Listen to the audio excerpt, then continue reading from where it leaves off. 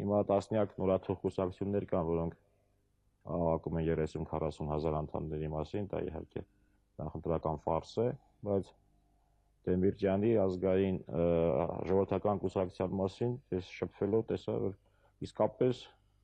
շարքերում մեծ զանգվածներ կան։ Շրջաններ կան, որտեղ 3-4 հազար անդամներ ունեն։ Եվ շուրջ 50-60 հազար մարդ կա այդ կուսակցության մեջ։ Այլ հարց է, որ գաղափարական, տակտիկական, ստրատեգիական խնդիրները դեռևս հեղկված չեն։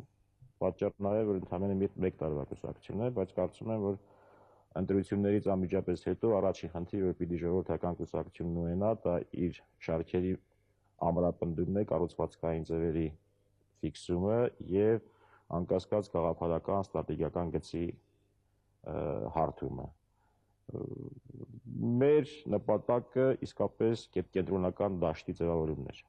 Մենք միացանք հատկապես կենտրոնական դաշտը փակելու համար։ Այդ կուսակցության մեջ ժողովրդական կուսակցության հիմնականում հավաքված են մարդիկ, որոնք ներկայացնում են միջին սերունդն է։ Հավաքված են մարդիկ, որոնք տեսել են եւ ձախ գծի լավն ու վատը, եւ տեսել են աջ գծի լավն ու վատը, եւ իսկապես եւ իր անձով Դեմիրճյանի եւ կուսակցության անդամներով հնարավոր է եզրերը մոտեցնել իրար։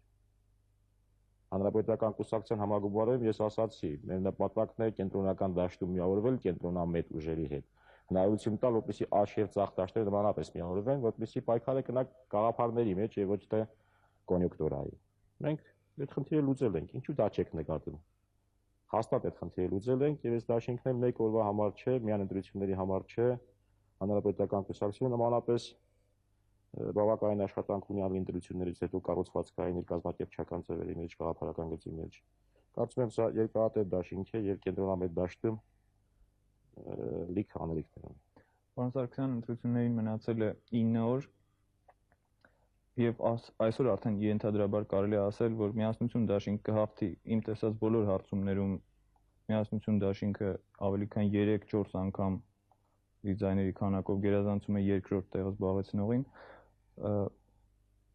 Սովորաբար հաղթող ուժը նորմալ բոլոր երկրներում կառավարությունն է ձևավորում կամ համաձայն է լինում ձևավորող կառավարության կազմի հետ։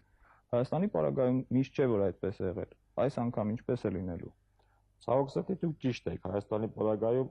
գրեթե երբեք այդպես չի եղել։ Անգամ հրաշալիական ընտրություններից հետո ոչ ոք կառավարության պատասխանատվությունը այսպես ուղղակի իմաստով չվերցրեց։ Ընդհանրապես Հայաստանում այսօրվա մեր վիճակի դժվարությունը պատասխանատվությունների եւ վստահության պակասն է։ Դա հատկապես վառ դրսևորվեց 98 թվականի նախագահական ընտրություններից հետո, երբ որ ազգային ժողովը եւ նորաստեղծ կառավարությունը ընդհանրապես պատասխանատվություն եւ հաշվետվություն չունեին մեկը մյուսի առաջ։